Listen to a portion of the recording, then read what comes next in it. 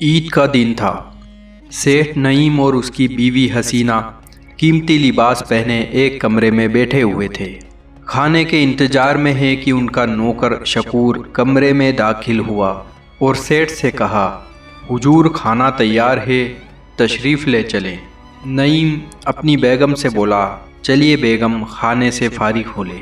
حسینہ بولی، چلیے۔ نعیم اور حسینہ کھانے پر بیٹھے ہی تھے کہ باہر کے دروازے سے آواز آئی، بابا کئی دنوں سے بھوکا ہوں، خدا را کچھ کھانے کو دو، خدا بھلا کرے گا۔ فقیر کی یہ صدا سن کر سیٹھ نعیم، جو دولت کے نشے میں چور اور بڑا مغرور تھا، چڑ کر بولا، یہ منگتے کمبخت عید کے دن بھی پیچھا نہیں چھوڑتے، اور شکور سے بولا، شکور اسے دھکے دے کر دروازے سے باہر نکال دو۔ چنانچہ فقیر کو دھکے دے کر باہر نکال دیا گیا۔ تھوڑے ہی دن گزرے تھے کہ نعیم کا کاروبار ٹھپ ہو گیا اور گھر کے حالات خراب ہونے لگے۔ پھر ایک دن نعیم پریشان ہو کر گھر میں داخل ہوا اور حسینہ سے دریافت کیا۔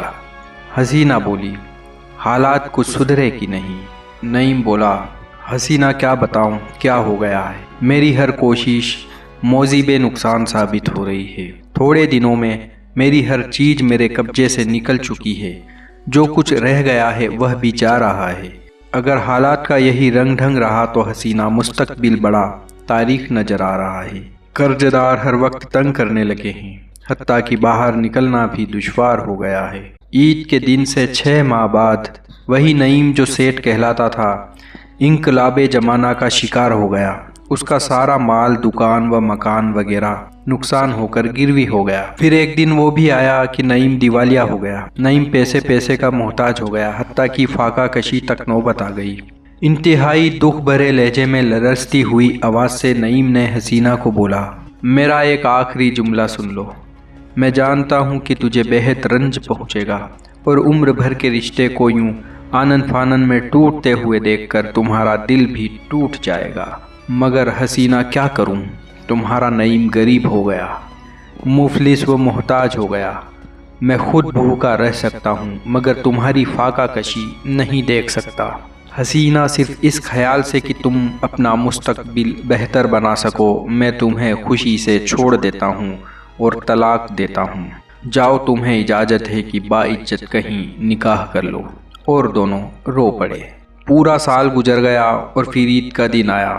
حسینہ اپنے دوسرے خاوند سیٹھ شاکر کے ساتھ کھانا کھانے بیٹھی تھی کہ باہر کے دروازے پر ایک فقیر کی آواز آئی، بابا کئی دنوں سے بھوکا ہوں، عید کا دن ہے، خدا را کچھ کھانے کو دو، خدا بھلا کرے گا۔ سیٹھ شاکر، جو بڑا نیک دل اور فیاض تھا، اس نے حسینہ سے کہا، پہلے اس فقیر کو کھانا بھجواؤ، پھر ہم کھائیں گے۔ چنانچہ حسینہ فقیر کو کھانا بھجوانے اٹھی۔ کمرے سے نکلی کہ اچانک باہر کے دروازے پر کھڑے ہوئے فقیر پر نگاہ پڑ گئی۔ فقیر کو دیکھا تو ایک دم چیخ مار کر دھڑام سے گر پڑی اور بے ہوش ہو گئی۔ شاکر دوڑا اور اسے ہوش میں لانے کا جتن کرنے لگا۔ ہوش جو آیا تو شاکر مخاطب ہوا۔ شاکر بولا، حسینہ، پیاری حسینہ، کیا بات ہے، یہ کیا ہوا تمہیں؟ حسینہ روتے ہوئے بولی، معاف کرنا پیارے، یہ دل قابو میں نہ رہا، بڑا ہی عبرتناک اور دردناک نظارہ ہے۔ شاکر بولا، ہاں بتاؤ تو کیا ہے؟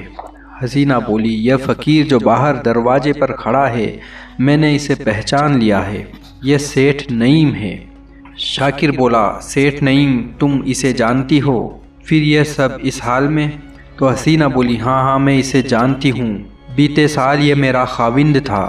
آج سے پورے 1 سال پہلے اسی عید کے دن ہم کھانا کھانے بیٹھے تو اسی طرح اس روز بھی ایک فقیر نے ہمارے دروازے پر بھیک مانگی تھی، مگر نعیم نے اسے دھکے دے کر نکلوا دیا اور آج یہ خود بھیک مانگتا نظر آ رہا ہے۔ شاکر بولا، یہ دنیا بڑی بے وفا ہے، اس پر کیا بھروسہ۔ حسینہ، لو اب اس سے بھی زیادہ عبرتناک حقیقت کا نظارہ کرو۔ حسینہ، تم نے نعیم کو تو پہچان لیا، مگر اب مجھے بھی پہچان لو۔ حسینہ بولی، آپ کو بھی پہچان لوں؟ کیا مطلب ہے؟ شاکر بولا، مطلب یہ ہے کہ تمہارا خاوند سیٹھ شاکر پچھلے سال والا فقیر ہے جسے سیٹھ نعیم کے دروازے سے دھکے دے کر نکلوایا گیا تھا۔ حسینہ یہ سن کر پھر بے ہوش ہو گئی۔